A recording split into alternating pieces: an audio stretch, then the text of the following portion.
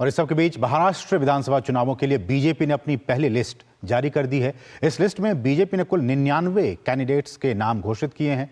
राज्य के उप मुख्यमंत्री देवेंद्र फडणवीस एक बार फिर से नागपुर दक्षिण पश्चिम विधानसभा सीट से चुनावी मैदान में उतरेंगे।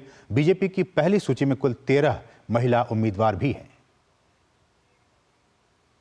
महाराष्ट्र विधानसभा चुनाव के लिए बीजेपी की पहली सूची जारी हो गई है। बीजेपी के कद्दावर नेता और महाराष्ट्र के उप मुख्यमंत्री देवेंद्र फडणवीस सहित 99 उम्मीदवारों के नामों की घोषणा हुई है। बीजेपी की पहली सूची में कुल 13 महिला उम्मीदवार हैं। उप मुख्यमंत्री देवेंद्र फडणवीस को नागपुर दक्षिण पश्चिम से, महाराष्ट्र भाजपा अध्यक्ष चंद्रशेखर बावनकुले को कामठी सीट से टिकट मिला है। महाराष्ट्र के पूर्व मुख्यमंत्री अशोक चौहान की बेटी श्रीजया चौहान को भोकर और पूर्व केंद्रीय मंत्री राव साहेब दानवे के बेटे संतोष दानवे को भोकरदन सीट से टिकट मिला है। वहीं श्वेता विद्याधर महाले को चिखली से चुनाव मैदान में उतारा गया है।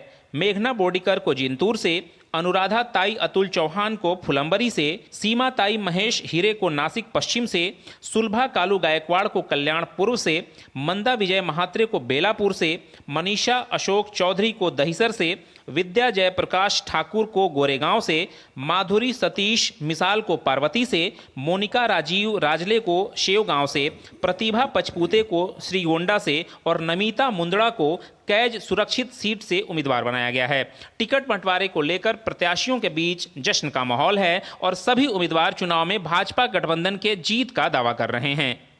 मैं केंद्रीय हमारे नेतृत्व का पहले ही कहा कि माननीय मोदी जी, अमित भाई नड्डा जी, हमारे सब केंद्रीय नेतृत्व का मैंने आभार व्यक्त किया है। यह घाटकोपर की जनता की जीत है और इसी विश्वास पर, इसी आधार पर फिर से एक बार घाटकोपर से भाजपा का ही महायुति का उम्मीदवार चुन करके आएगा। मैं पार्टी के नेतृत्व का हमारे नेता नितिन जी गडकरी, महाराष्ट्र के उप मुख्यमंत्री देवेंद्र फडणवीस जी और महाराष्ट्र के अध्यक्ष चंद्रशेखर बावनकुळे जी, इनका अभिनंदन करता और आभार मानता हूँ। मैं पार्टी का धन्यवाद देना चाहती हूँ कि उन्होंने मुझे चौथी बार वापस एक काबिल समझा और उन्होंने मुझे पार्टी का टिकट दे दिया है।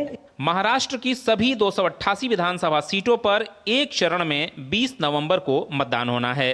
चुनाव नतीजे 23 नवंबर को आएंगे। महाराष्ट्र में महायुति गठबंधन मिलकर चुनाव लड़ रहा है, जिसमें भारतीय जनता पार्टी, शिवसेना, शिंदे गुट और एनसीपी, अजीत गुट शामिल हैं।